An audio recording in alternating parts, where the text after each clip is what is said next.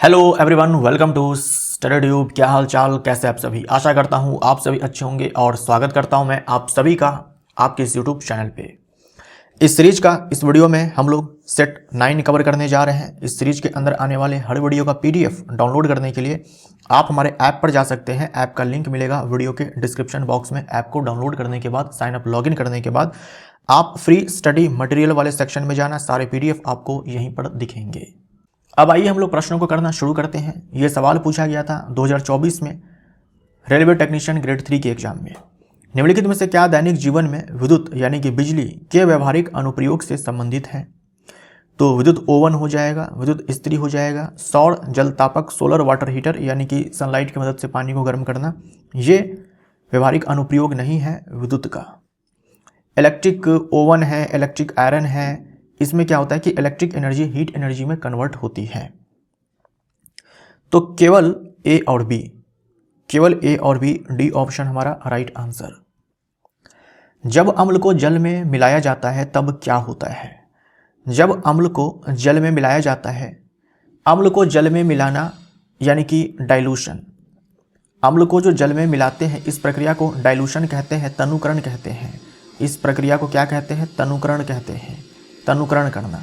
और जब डाइल्यूशन होता है तो जो अम्ल की सांद्रता है वो घट जाती है, यानी कि इकाई आयतन में पहले से आपको कम H+ आयन्स दिखेंगे। तो इससे प्रति इकाई आयतन में हाइड्रोक्सिल आयन नहीं, इससे प्रति इकाई आयतन में हाइड्रोनियम आयन की सांद्रता कम हो जाएगी। ये सही है, बी ऑप्शन हमारा राइट आंसर हो जाएगा। ये जो अम्ल है यहाँ से H+ मिलेगा और ये H+ जो है इस फॉर्म में रहना पसंद नहीं करता है, तो जो जल है, जल के अणु के साथ अभिक्रिया करके ये H+ जो है H3O+ बना लेता है। इसी को हम लोग बोलते हैं हाइड्रोनियम आयन। इसी को हम लोग क्या बोलते हैं? हाइड्रोनियम आयन बोलते हैं। तो हम ये बोल सकते हैं कि जब डाइल्यूशन होता है तो यूनिट वॉल्यूम में हाइड्रोनियम आयन की जो सांद्रता है, कंसंट्रेशन है, वो घट जाती है। तो डाइल्यूशन से हाइड्रोनियम आयन की जो कंसंट्रेशन है वो कम हो जाती है। आप ऐसे ध्यान में रख सकते हो। डाइल्यूशन यानी कि अम्ल को जल में मिलाना। राइट, बी ऑप्शन हमारा राइट आंसर हो जाएगा। निम्न में से किसकी कोशिका भित्ति सेलुलोज से नहीं बनी है? यानी कि सेलुलोज।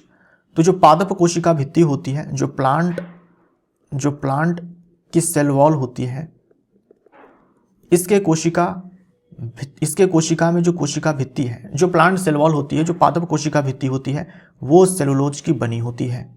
अब देख लो इसमें कौन पादप नहीं है? हाइड्रिला जो है पादप है, आम वृक्ष पादप है, कैक्टस पादप है। जीवाणु पादप नहीं है, तो ए हमारा राइट आंसर हो जाएगा। जीवाणु की कोशिका भित्ति में सेलुलोज नहीं होता है, कोई दूसरा पदार्थ होता है जो आपको याद भी नहीं रखना है। आप ये याद रखो कि जीवाणु के पास कोशिका भित्ति है, लेकिन इसकी कोशिका भित्ति सेलुलोज की नहीं बनी होती है, पेप्टिडोग्लाइकन की बनी होती है। आपको नहीं याद रखना है वो नाम, आपको ये याद रखना है कि जो प्लांट सेल वॉल जो होती है वो सेलुलोज की बनी होती है। ए ऑप्शन हमारा राइट आंसर हो जाएगा। यदि किसी वस्तु का घनत्व डैश है तो वह वस्तु द्रव पर तैरती है। देखो, वस्तु दो प्रकार से तैर सकती है किसी द्रव में दो प्रकार से तैर सकती है। एक तो ऐसे तैर सकती है कि वस्तु का कुछ हिस्सा जो है पानी के ऊपर होगा, है ना, वस्तु का कुछ हिस्सा जो है पानी के ऊपर होगा, कुछ हिस्सा जो है पानी के ऊपर होगा। और वस्तु ऐसे भी तैर सकती है, ऐसे पानी में डूब करके, ऐसे, ठीक। या फिर वस्तु ऐसे तैर सकती है कि पानी या फिर कोई भी द्रव हो, ऐसे जो फ्री सरफेस होता है द्रव का उसके जस्ट नीचे आकर के ऐसे भी तैर सकती है। ये सब तैरने का ही केस है। ये जो केस है इस वाले में क्या होता है कि जो वस्तु का घनत्व होता है वो ज़्यादा होता है लिक्विड के घनत्व से, द्रव के घनत्व से। और इस वाले केस में अगर वस्तु ऐसे तैर रही है पानी में, द्रव में डूब करके, तो इस वाले केस में बोलते हैं कि जो वस्तु का घनत्व है और जो द्रव का घनत्व है ये बराबर है। ऐसे केस में भी वस्तु तैरने वाली है और ऐसे केस में भी वस्तु तैरने वाली है। अगर मान लीजिए वस्तु का घनत्व उल्टा मैंने यहाँ पर बोल दिया है, वस्तु का घनत्व जो है कम होना चाहिए। अगर वस्तु का घनत्व ज़्यादा हो जाए, अगर वस्तु का घनत्व ज़्यादा हो जाए द्रव के घनत्व से, तो ऐसे में जो वस्तु है वो डूब जाएगी, है ना, वो डूब जाएगी, यानी नीचे आकर के ऐसे यहाँ पर डूब जाने वाली है ना, ऐसे डूब जाने वाली है अगर ये केस बनता है तो। हम बोलेंगे द्रव के घनत्व से कम। यदि किसी वस्तु का घनत्व द्रव के घनत्व से कम है तो वह वस्तु द्रव पर तैरती है। ए हमारा राइट आंसर हो जाएगा। एक चूना पत्थर को गर्म करने पर वह बुझे चूने में परिवर्तित हो जाता है, तो किस प्रकार की अभिक्रिया होती है? चूना पत्थर बोले तो कैल्शियम कार्बोनेट। अगर कैल्शियम कार्बोनेट को गर्म किया जाता है तो ये टूट जाता है कैल्शियम ऑक्साइड और कार्बन डाइऑक्साइड में। एक अभिकारक है जो टूट गया दो उत्पाद में, तो ये अपने आप में अपघटन अभिक्रिया है। ये अपघटन अभिक्रिया है ना, अपघटन अभिक्रिया है। और अपघटन कराने के लिए यहाँ पर ऊष्मा दिया जाता है, तो हम इसे बोलते हैं तापीय अपघटन अभिक्रिया। तापीय अपघटन अभिक्रिया, तो हम बोलेंगे अपघटन। सी हमारा राइट आंसर हो जाएगा। कौन सा पेशी युग्म अनैच्छिक पेशियों के रूप में कार्य करता है? अनैच्छिक पेशियां वो पेशियां होती हैं जिनमें हम अपनी इच्छा अनुसार संकुचन नहीं करवा सकते हैं। उन पेशियों में गति हम अपनी इच्छा अनुसार नहीं कर सकते हैं। जैसे हाथ की पेशी है, देखो ना, हाथ मोड़ते हैं, ऐसे गर्दन हिलाते हैं।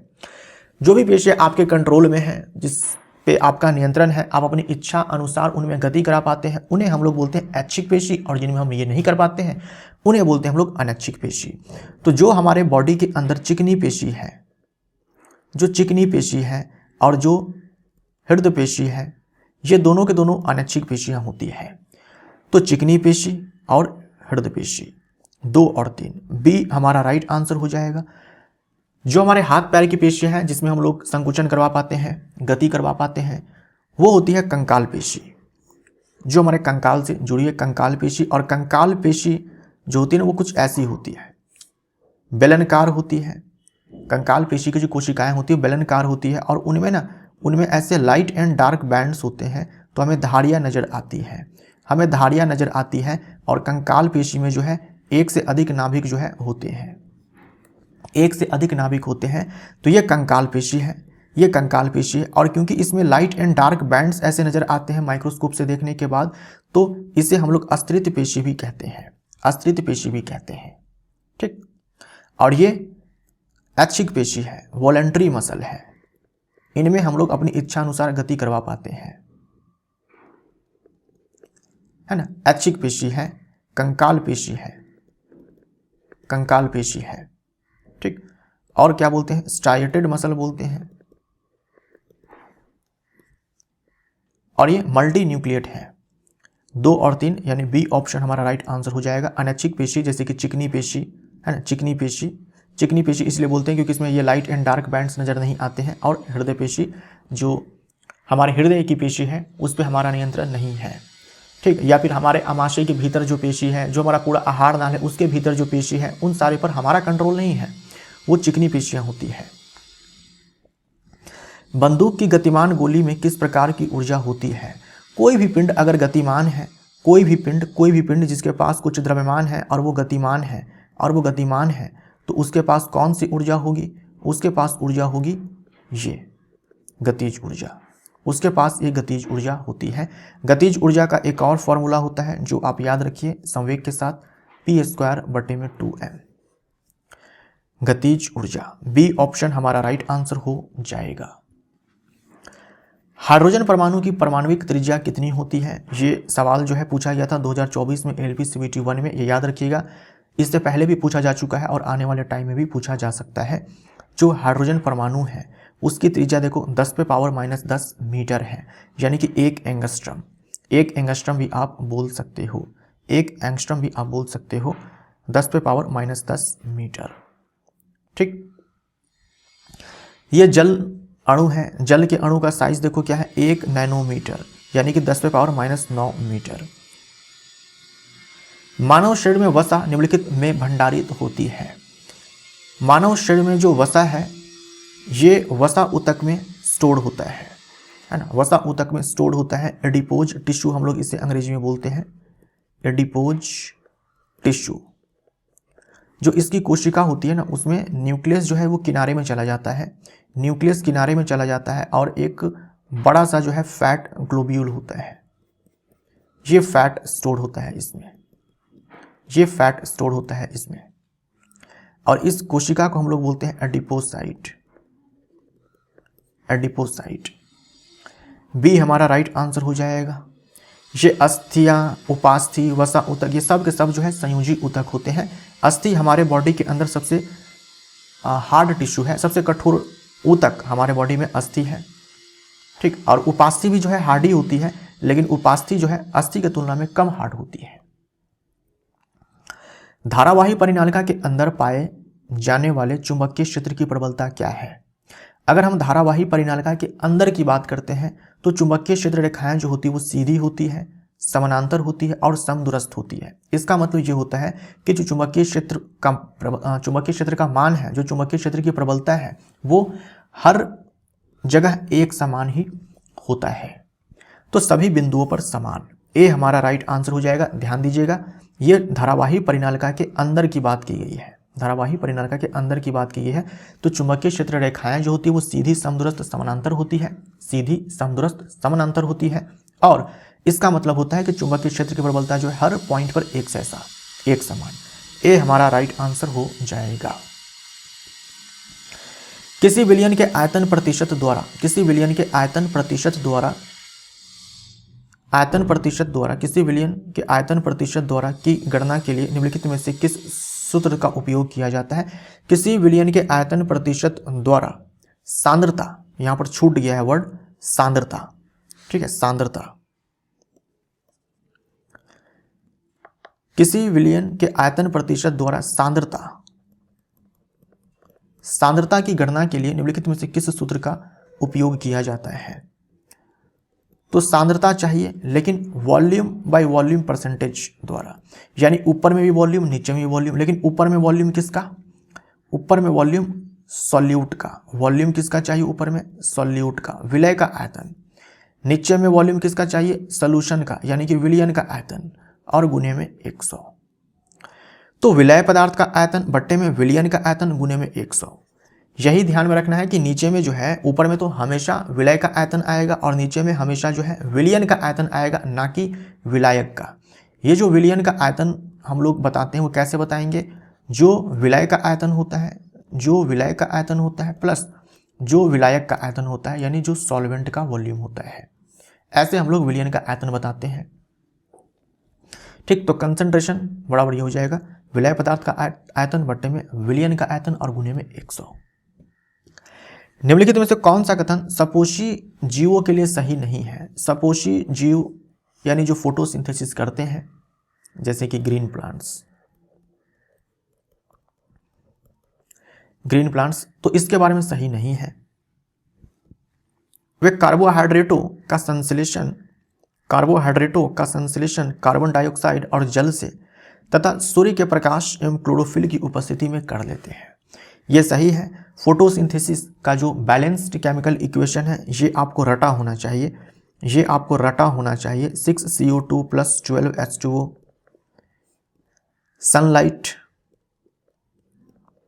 सनलाइट के प्रेजेंस में, है ना, क्लोरोफिल की उपस्थिति में, क्योंकि क्लोरोफिल ही है जो इस सनलाइट को जो है एब्जॉर्ब करने का काम करेगा, बनेगा ग्लूकोज C6H12O6 और 6O2 + 6H2O। ये जो ऑक्सीजन है, ये कौन सा ऑक्सीजन होता है? जो ये जल में ऑक्सीजन होता है, राइट। तो ये है बैलेंस्ड केमिकल इक्वेशन फोटोसिंथेसिस के लिए। तो इसमें देखो, ये कार्बोहाइड्रेट है, इसका संश्लेषण किससे होता है? कार्बन डाइऑक्साइड और जल से, सूर्य और क्लोरोफिल के मौजूदगी में, सूर्य का प्रकाश और क्लोरोफिल के मौजूदगी में। वे कार्बोहाइड्रेट को स्टार्च के रूप में भंडारित करते हैं।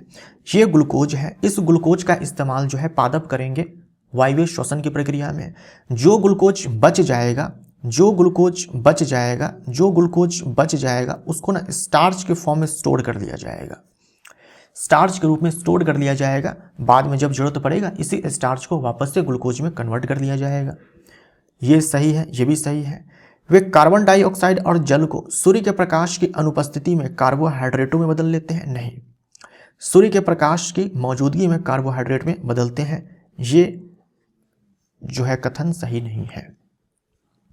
वे आहार श्रृंखला में पृथक पोषी स्तर बनाते हैं, बिल्कुल सही बात है। अगर आप किसी भी आहार श्रृंखला को देखेंगे तो ये जो सपोषी होते हैं ये पहले पोषी स्तर पर आते हैं, है ना, ये पहले पोषी स्तर पर आते हैं।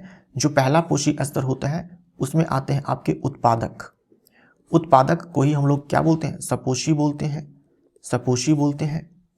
तो ये अलग पोषी स्तर अपना बनाते हैं। फिर इसके बाद शाकाहारी जो इस उत्पादक को खाएंगे, फिर छोटे मांसाहारी जो इस शाकाहारी को खाएंगे, और फिर बड़े मांसाहारी जो इस छोटे मांसाहारी को खाएंगे।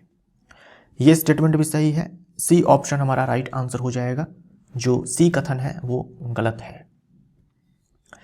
यदि कोई वस्तु एक समान गति में है तो निम्नलिखित में से कौन सा वाक्य सही है।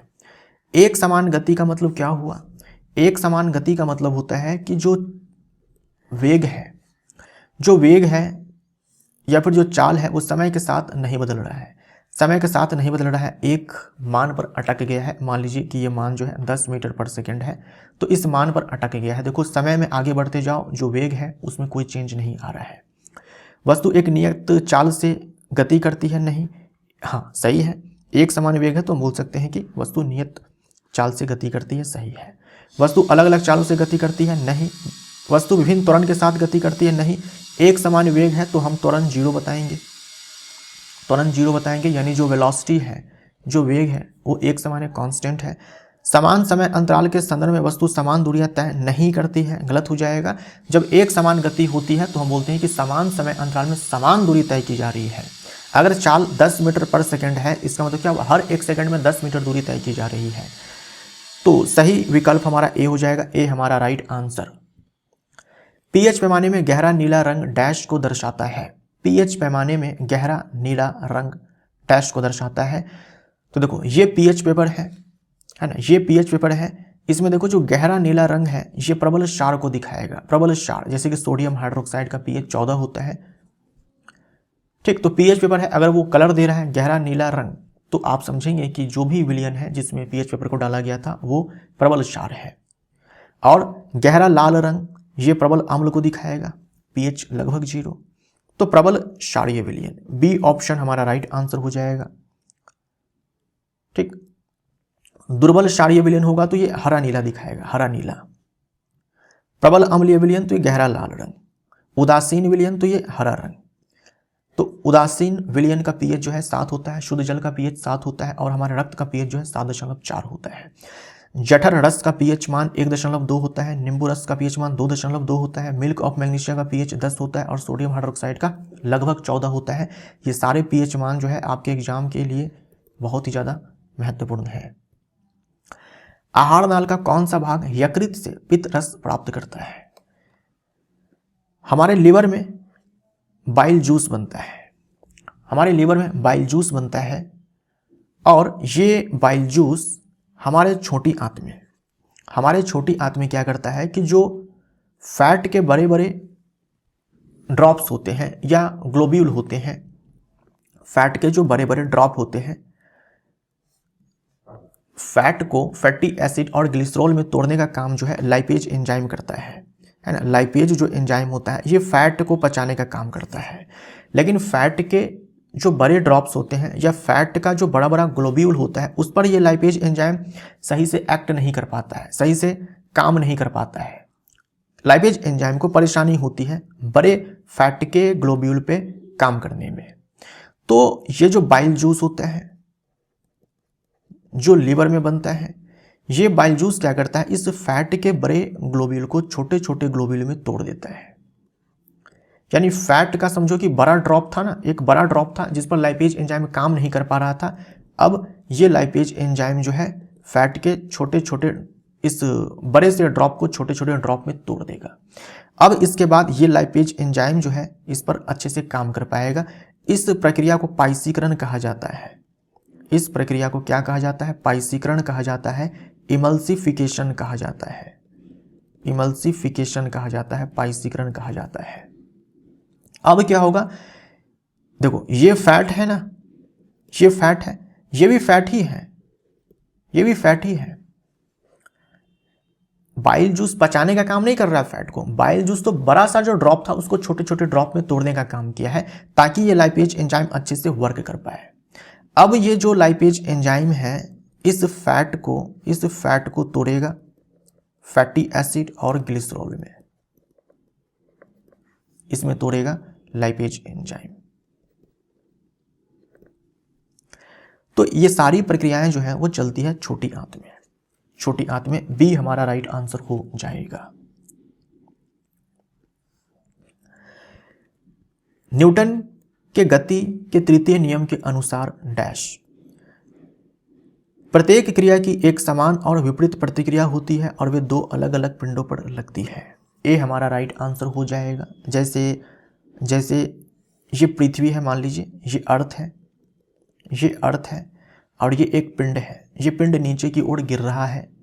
ये पिंड नीचे की ओर अगर गिर रहा है तो पृथ्वी के द्वारा इस पर लग रहा होगा गुरुत्वाकर्षण बल, मान लीजिए कि F1। तो ये जो पिंड है ये भी इस पृथ्वी पर ऊपर की दिशा में बल लगा रहा होगा F2। ठीक, देखिए पृथ्वी इस पिंड पर गुरुत्वाकर्षण बल नीचे की ओर लगा रही है, बदले में ये जो पिंड है ये भी पृथ्वी पर ऊपर की दिशा में गुरुत्वाकर्षण बल लगा रहा है। तो न्यूटन के गति का जो तीसरा नियम है वो ये कहता है कि अगर आप एक को क्रिया बोलते हैं तो दूसरा प्रतिक्रिया हो जाएगा। आप दोनों में से किसी एक को क्रिया बोलिए, दूसरा प्रतिक्रिया हो जाएगा। और ये जो क्रिया और प्रतिक्रिया होते हैं ये परिमाण में बराबर होते हैं, दिशा में विपरीत होते हैं। अब देखो ये जो F1 है ये नीचे की ओर काम कर रहा है और ये जो F2 है ये ऊपर की ओर काम कर रहा है। साथ में ये जो F1 है ये इस पिंड पर काम कर रहा है और ये जो F2 है ये इस अर्थ पर काम कर रहा है। तो दो अलग अलग पिंड पर जो है क्रिया प्रतिक्रिया बल काम करते हैं। ये परिमाण में बराबर होते हैं, दिशा में विपरीत होते हैं। ऐसे ही मान लो ये एक टेबल है, इस टेबल पर ये कोई पिंड रखा हुआ है, ये कोई वस्तु जो है वो रखी गई है यहाँ पर। तो ये जो वस्तु है इसकी जो सतह है उसकी सतह इस टेबल की सतह पर जो है एक अभिलंब प्रतिक्रिया बल नीचे की ओर लगाएगी। बदले में ये जो टेबल की सतह है ये इस वस्तु पर ऊपर की दिशा में एक अभिलंब प्रतिक्रिया बल लगाएगी। ठीक, तो आप इन दोनों में से एक को क्रिया दूसरे को प्रतिक्रिया बोल दो। तो N1 अगर क्रिया है तो N2 प्रतिक्रिया है। ये दोनों परिमाण में बराबर होंगे। अगर एक 10 न्यूटन है तो दूसरा भी 10 न्यूटन ही होगा, लेकिन दिशा में विपरीत होंगे। माइनस चिन्ह केवल डायरेक्शन को यहाँ पर दिखा रहा है। देखो एक अभिलंब प्रतिक्रिया बल ऊपर की ओर है तो दूसरा नीचे की ओर है। एक जो है इस वस्तु पर लग रहा है तो दूसरा जो है इस टेबल पे लग रहा है।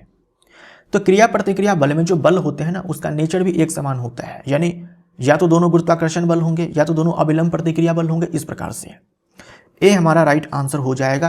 क्रिया और प्रतिक्रिया बल ये परिमाण में बराबर होते हैं, दिशा में विपरीत होते हैं, है ना, समान और विपरीत होते हैं, यानी कि परिमाण में समान और दिशा में विपरीत, और अलग अलग पिंड पर काम करते हैं, एक ही पिंड पर काम नहीं करते हैं। ए हमारा राइट आंसर हो जाएगा। सोडियम हाइड्रोक्साइड किस प्रक्रिया से तैयार किया जाता है? सोडियम हाइड्रोक्साइड, तो क्लोर क्षार प्रक्रिया आपको पढ़नी है। क्लोर क्षार प्रक्रिया में क्या होता है, जो लवणीय जल होता है यानी नमक पानी का जो घोल होता है उससे विद्युत धारा प्रवाहित करवाई जाती है और तीन उत्पाद बनते हैं। बनता है सोडियम हाइड्रोक्साइड और क्लोरीन गैस मुक्त होती है और हाइड्रोजन गैस मुक्त होती है। इसी प्रोसेस को क्लोर क्षार प्रक्रिया कहा जाता है, क्लोर अल्कली प्रोसेस कहा जाता है। ठीक, ये हैबर प्रोसेस जो है, हैबर प्रोसेस के जरिए अमोनिया बनाया जाता है नाइट्रोजन और हाइड्रोजन से। कॉन्टैक्ट प्रोसेस से सल्फ्यूरिक एसिड बनाया जाता है। और ये जो सॉल्वे प्रोसेस है इससे सोडियम कार्बोनेट बनाया जाता है, इससे सोडियम कार्बोनेट बनाया जाता है। हमें क्लोर अल्कली प्रोसेस के बारे में पढ़ना है। बी ऑप्शन राइट आंसर हो जाएगा। इन तीनों ही उत्पादों का उपयोग जो है अलग अलग प्रकार से किया जाता है। जैसे क्लोरीन का इस्तेमाल व्यंजक चूर्ण बनाने में किया जाएगा। यहां पर आप देख सकते हो क्लोर अल्कली प्रोसेस से सोडियम हाइड्रोक्साइड, क्लोरीन और हाइड्रोजन गैस का संश्लेषण होता है। हैबर प्रोसेस के जरिए जो है हाइड्रोजन और नाइट्रोजन से अमोनिया का संश्लेषण होता है। कॉन्टैक्ट प्रोसेस के जरिए जो है सल्फ्यूरिक अम्ल का संश्लेषण होता है। और सॉल्वे प्रोसेस से सोडियम कार्बोनेट का संश्लेषण होता है। तो आप ये टेबल चाहो तो ध्यान में रख सकते हो। आपके एग्जाम के लिए सबसे ज़्यादा जो महत्वपूर्ण है वो है कि क्लोर अल्कली प्रोसेस, यहीं से आपके एग्जाम में सवाल जो है पूछा जाता है। इन सारे के ऊपर सवाल जो है नहीं के बराबर पूछा जाता है। वायवीय श्वसन के संबंध में निम्नलिखित में से कौन सा कथन सबसे उपयुक्त है? देखो, वायवीय श्वसन के संबंध में, वायवीय श्वसन के संबंध में, वायवीय श्वसन का मतलब हो गया कि ऑक्सीजन के प्रेजेंस में, ऑक्सीजन के प्रेजेंस में श्वसन की प्रक्रिया जो है वो चलने वाली है। तो इसमें क्या होता है कि ग्लूकोज टूटता है पायरुवेट में, ग्लूकोज टूटता है पायरुवेट में। तो ग्लूकोज पायरुवेट में टूट रहा है, टूट रहा है, टूट रहा है चारों ऑप्शन में। लेकिन ये जो ग्लूकोज पायरुवेट में टूटता है ये कोशिका द्रव में टूटता है, तो ए ऑप्शन यहाँ से खत्म हो जाएगा। ग्लूकोज पायरुवेट में कोशिका द्रव में टूटता है और कुछ ऊर्जा जो है मुक्त होती है। ग्लूकोज कोशिका द्रव में टूटता है और कुछ ऊर्जा जो है यहाँ पर मुक्त होती है, कुछ ऊर्जा मुक्त होती है। ऊर्जा जो है यहाँ पर 2 ATP मुक्त होती है। फिर ये जो पायरुवेट है ये माइटोकॉन्ड्रिया में कार्बन डाइऑक्साइड, जल और जल में जो है ये पायरुवेट टूटता है और यहाँ पर जो है भरपूर मात्रा में ऊर्जा जो है मुक्त होती है। यहाँ पर 36 ATP ऊर्जा जो है मुक्त होती है। यही है वायवीय श्वसन। डी ऑप्शन हमारा राइट आंसर हो जाएगा। डी ऑप्शन हमारा राइट आंसर हो जाएगा। देखो, बी ऑप्शन इसलिए गलत हो गया क्योंकि यहाँ पर पायरुवेट के साथ ऊर्जा जो है वो नहीं दिया गया है, ठीक, इसलिए ये ऑप्शन गलत हो गया। सी ऑप्शन इसलिए गलत हो गया क्योंकि यहाँ पर ऊर्जा जो है नहीं दिया गया है।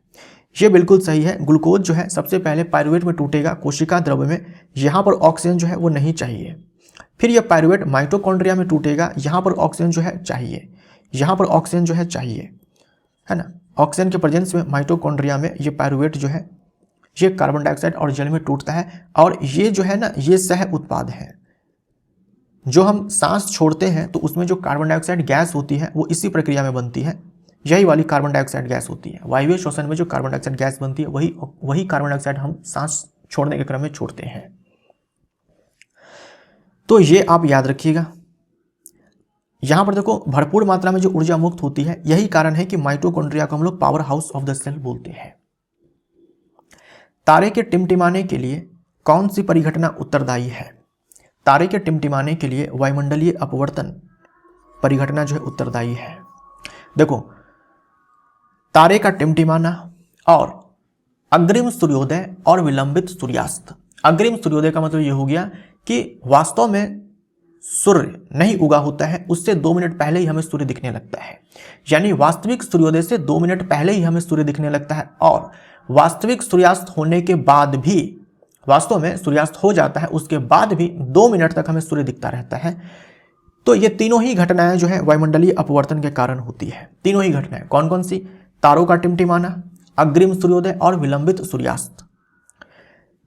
सूर्योदय और सूर्यास्त के समय जो सूर्य आपको रक्ताभ प्रतीत होता है वो प्रकाश के प्रकीर्णन के कारण होता है। सूर्योदय और सूर्यास्त के समय जो सूर्य आपको रक्ताभ प्रतीत होता है वो प्रकाश के प्रकीर्णन के कारण होता है। यानी जो आपको रेड ऑरेंज टाइप का सन जो है वो दिखता रहता है वो प्रकाश के प्रकीर्णन के कारण होता है।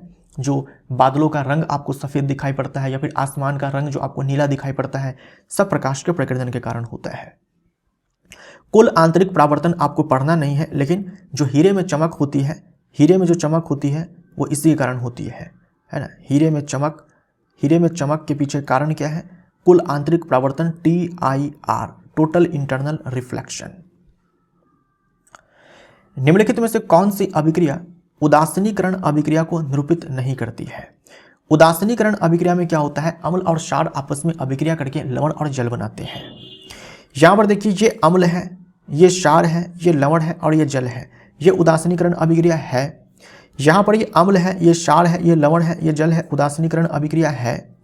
ये देखो, ये अम्ल है, सॉरी माफ करिएगा, ये अम्ल है, लेकिन ये क्या है? लवण है, ये कोई क्षार नहीं है ना। सोडियम कार्बोनेट क्षार नहीं है।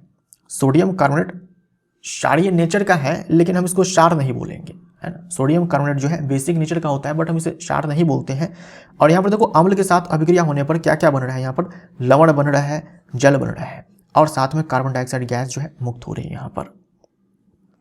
ठीक है, तो सी ऑप्शन राइट आंसर हो जाएगा। यहाँ पर देखो, ये प्रबल अम्ल है, प्रबल क्षार है, ये उदासीन लवण है और ये जल है। तो ये A, B, D में जो है उदासीनीकरण अभिक्रिया है। सी जो है उदासीनीकरण अभिक्रिया को नहीं दिखा रहा है। अधिकांश पौधे नाइट्रोजन को किस रूप में अवशोषित करते हैं? देखो, वायुमंडल में नाइट्रोजन भरपूर मात्रा में है। वायुमंडल में जो नाइट्रोजन है वो भरपूर मात्रा में है, लेकिन क्या होता है कि जो प्लांट होते हैं ये जो वायुमंडलीय नाइट्रोजन है इसको ये डायरेक्ट नहीं लेते हैं। प्लांट्स क्या करते हैं कि जो जड़ें होती हैं उन जड़ों की मदद से यूरिया है ना, जो नाइट्रेट आयन है, जो नाइट्राइट आयन है, इसके फॉर्म में प्लांट्स जो है अपने जड़ से अवशोषित करते हैं मिट्टियों से यूरिया, ये नाइट्रेट, ये नाइट्राइट, ये सब। और इससे जो है इसमें जो नाइट्रोजन है, यूरिया में भी नाइट्रोजन होता है, CuNH2CO यूरिया का फॉर्मूला ये होता है, तो इसमें भी नाइट्रोजन है, यहां से ये नाइट्रोजन प्राप्त करते हैं। तो नाइट्रेट एवं नाइट्राइट और उसके बाद यूरिया 2 और 3, बी ऑप्शन हमारा राइट आंसर हो जाएगा। वायुमंडलीय नाइट्रोजन को ये नहीं लेते हैं, ठीक। तो ये आप ध्यान में रखिएगा कि जो प्लांट्स होते हैं वो मिट्टियों से अवशोषित करते हैं यूरिया को, नाइट्रेट आयन, नाइट्राइट आयन, और यहाँ से प्लांट को जो है नाइट्रोजन मिलता है। वायुमंडलीय नाइट्रोजन को ये एक्सेप्ट नहीं करते हैं। विद्युत वाहक बल की इकाई क्या है? इलेक्ट्रोमोटिव फोर्स को आप जो है पोटेंशियल डिफरेंस की तरह ट्रीट करना। पोटेंशियल डिफरेंस, जिसका पोटेंशियल डिफरेंस का हम लोग एसआई मात्रक क्या बताते हैं? वोल्ट बताते हैं। डी ऑप्शन हमारा राइट आंसर हो जाएगा। ईएमएफ भी आप देखेंगे बैटरी वगैरह पर लिखा होता है, वो वोल्ट में लिखा होता है। एम्पियर जो है विद्युत धारा है ना, विद्युत धारा का एसआई मात्रक है न्यूटन बल का एसआई मात्रक है। और सेकंड जो है समय का एसआई मात्रक है, सेकंड। पेयजल को रोगाणु नाशित यानी कि डिसइंफेक्टिंग करने के लिए विरंजक चूर्ण का उपयोग क्यों किया जाता है? विरंजक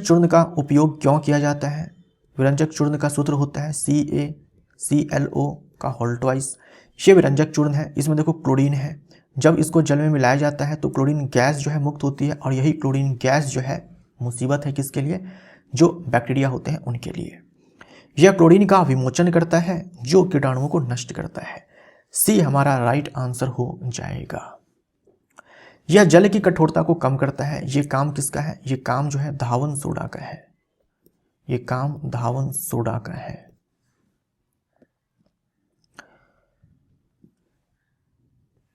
न्यूट्रॉन में विद्युत आवेग कहां से आरंभ होकर कहां तक जाते हैं? न्यूट्रॉन नहीं, न्यूरॉन। तो देखिए ये न्यूरॉन की संरचना है। इसमें जो विद्युत आवेग है, इलेक्ट्रिक इंपल्स के रूप में सूचनाएं जो है वो ट्रांसमिट होती है न्यूरॉन से। ये जो इलेक्ट्रिक इंपल्स है, विद्युत आवेग है, ये उत्पन्न होता है इस डेंड्राइट में। इस डेंड्राइट से ये जाता है इस सोमा में, है ना, सोमा में। इसी को हम लोग सेल बॉडी बोलते हैं, कोशिका काय बोलते हैं। सोमा के बाद ये जो इंपल्स है ये एक्सॉन में जाता है, और तब जाकर के इस नर्व एंडिंग में, ठीक है, यानी ऐसे। तो डेंड्राइट से कोशिका काय में, फिर एक्सॉन छोड़ नर्व एंडिंग। सी ऑप्शन हमारा राइट आंसर हो जाएगा। ये सारे न्यूरॉन के पार्ट्स हैं जो आप याद रखेंगे। आप डेंड्राइट याद रखेंगे, सोमा याद रखेंगे, एक्सॉन याद रखेंगे, और ये नर्व एंडिंग आप ध्यान में रखेंगे। और जो ये न्यूक्लियस है ये सोमा में होता है। ये श्वान सेल, माइलिन शीथ, इसके बारे में जो है आपको नहीं पढ़ना है। किसी चालक के अनुप्रस्थ काट क्षेत्रफल A पर प्रतिरोध किस प्रकार निर्भर करता है? तो अनुप्रस्थ काट का क्षेत्रफल A है, इस पर प्रतिरोध किस प्रकार निर्भर करता है? तो प्रतिरोध चालक का होता है, जो प्रतिरोधकता होती है गुने में लंबाई चालक की बट्टे में चालक की मोटाई यानी कि जो काट का क्षेत्रफल होता है ना, जो काट का क्षेत्रफल होता है। अगर ये तार है तो ये काट जो है इसका क्षेत्रफल है ना, ये क्षेत्रफल, ठीक, और ये लंबाई। तो यहां पर आप देख सकते हो कि A के व्युत्क्रम अनुपाती है। ए हमारा राइट आंसर। जो प्रतिरोध है वो काट के क्षेत्रफल का व्युत्क्रम अनुपाती है, यानी तार जितना ज़्यादा मोटा होगा उससे होकर के विद्युत धारा जो है उसका प्रतिरोध उतना ही कम होगा और धारा उससे उतनी ही अधिक प्रवाहित होगी। निम्नलिखित में से कौन सा सोडियम हाइड्रोक्साइड के साथ हाइड्रोक्लोरिक अम्ल के उदासीनीकरण का उत्पाद है? तो सोडियम हाइड्रोक्साइड प्रबल अम्ल है और हाइड्रोक्लोरिक एसिड जो है सोडियम हाइड्रोक्साइड प्रबल क्षार है और ये HCl जो है प्रबल अम्ल है। इनके बीच में जब अभिक्रिया होगी तो उदासीन जो है लवण बनेगा सोडियम क्लोराइड और यहाँ पर जो है जल बनेगा। ये उदासीनीकरण अभिक्रिया है तो सोडियम क्लोराइड और जल, सही है, सोडियम क्लोराइड और जल। ए ऑप्शन हमारा राइट आंसर हो जाएगा। ए ऑप्शन राइट आंसर हो जाएगा। नीचे दी गई जीवों को सूची में वे कौन से जीव हैं जो अलैंगिक विधि से जनन करते हैं? अलैंगिक विधि से जनन करते हैं तो अमीबा में जो है द्विखंडन होता है, ईस्ट में मुकुलन होता है और कायिक प्रवर्धन के द्वारा जो है केले में प्रजनन होता है। तो कायिक प्रवर्धन अपने आप में अलैंगिक प्रजनन है। कुत्ता जो है लैंगिक प्रजनन करता है, कुत्ता लैंगिक प्रजनन करता है। क्या पूछा है? अलैंगिक विधि से जनन करते हैं, अलैंगिक विधि से जनन करते हैं तो कुत्ता जो है लैंगिक जनन करता है। तो 1, 3, 4 बी ऑप्शन हमारा राइट आंसर हो जाएगा। ईस्ट में क्या होता है? मुकुलन होता है। अमीबा में क्या होता है? अमीबा में द्विखंडन होता है और केले में जो है कायिक प्रवर्धन होता है। यदि 4 ओम प्रतिरोध में प्रत्येक सेकंड यानी कि 1 सेकंड में 40 जूल ऊष्मा उत्पन्न होती है तो प्रतिरोधक में प्रवाहित धारा कितनी होगी? आपको प्रतिरोध दिया गया है, ठीक, आपको समय दिया गया है, आपको जो है ऊष्मा दी गई है और आपसे पूछ लिया गया है धारा। तो HIRT में क्या संबंध है? तो H बराबर फॉर्मूला होता है I²RT। अब ये जो H है ये आपको 40 जूल दिया गया है, I का मान आपसे पूछा गया है, R का मान आपको 4 ओम दिया गया है, समय आपको दिया गया है 1 सेकेंड। सब के सब SI मात्रक में है तो यहाँ से I² बराबर आ जाएगा 10, है ना, 10। तो यहाँ से I आ जाएगा √10। तो मेरे ख्याल से यहाँ पर ना 40 जूल के बजाय 400 जूल है ना, 400 जूल है। तो 400 जूल के हिसाब से बनाते हैं, ये 400 हो जाएगा, ये 400 हो जाएगा। यहाँ से I² जो है ये 100 आ जाएगा और यहाँ से I 10 आ जाएगा, 10 एम्पियर, और तब जाकर के ए हमारा राइट आंसर हो जाएगा। तो ये 400 जूल है, ठीक है, 400 जूल, ए हमारा राइट आंसर। निम्नलिखित में से कौन सी अभिक्रिया मीथेन के दहन को निरूपित करती है? तो जब मीथेन का दहन होगा, मीथेन गैस जो है दहनशील गैस है, जब इसका दहन होगा तो कार्बन डाइऑक्साइड गैस और जल बनेगा, ठीक। दहन करवाएंगे तो ऑक्सीजन के प्रेजेंस में करवाएंगे, ऑक्सीजन के प्रेजेंस में करवाएंगे। ऐसे क्लोरीन के साथ दहन नहीं होता है या जल के साथ दहन नहीं करवाते हैं, ऑक्सीजन के साथ दहन करवाते हैं। और जब ऑक्सीजन में दहन होता है मीथेन का तो कार्बन डाइऑक्साइड और जलवाष्प बनेगा। सी हमारा राइट आंसर हो जाएगा। यहाँ पर कार्बन मोनोऑक्साइड जो है दिखाया गया है, तो कार्बन मोनोऑक्साइड जो है नहीं बनेगा, कार्बन डाइऑक्साइड बनेगा, है ना। जब हम कार्बन को जलाते हैं ऑक्सीजन के प्रेजेंस में, पर्याप्त ऑक्सीजन के प्रेजेंस में, तो कार्बन डाइऑक्साइड गैस जो है वो मुक्त होती है, ना कि कार्बन मोनोऑक्साइड। स्पायरोगैरा में अलैंगिक जनन किसके द्वारा होता है? तो स्पायरोगैरा जो है, स्पायरोगैरा जो है हरा शैवाल है स्पायरोगैरा। तो तंतुओं के छोटे छोटे टुकड़ों में तोड़कर जब स्पायरोगैरा फुल्ली मैच्योर हो जाते हैं तो यही तंतु जो है ये ऐसे टूट जाएंगे, यही तंतु जो ऐसे टूट जाएंगे ये तंतु, ठीक, ये टूट जाएंगे और फिर हर एक तंतु जो है नया स्पायरोगैरा बन जाएगा। यानी एक स्पायरोगैरा से जो है अब 3 स्पायरोगैरा जो है यहाँ पर बनने वाले हैं, ठीक है ना। ये नाभिक है। ए हमारा राइट आंसर हो जाएगा। एक कोशिका को 2 कोशिका में विभाजित होना, एक कोशिका का 2 कोशिका में विभाजित होना, ये तो अमीबा में होता है, ऐसा अमीबा में होता है। ऐसा आप बोल सकते हैं कि बैक्टीरिया में होता है, अमीबा है, लिशमेनिया है, पैरामीशियम है, इन सारे में ये होता है। एक कोशिका का अनेक कोशिका में विभाजित होना, ये प्लाज्मोडियम में होता है, जिसके कारण मलेरिया होता है ना। यहाँ पर आप लिशमेनिया भी लिख सकते हो, पैरामीशियम भी लिख सकते हो। ए हमारा राइट आंसर। तो इसी के साथ ये वीडियो यहाँ पर समाप्त होता है। अब हम लोग मिलते हैं अगले वीडियो में, अगले सेट में। Thank you so much.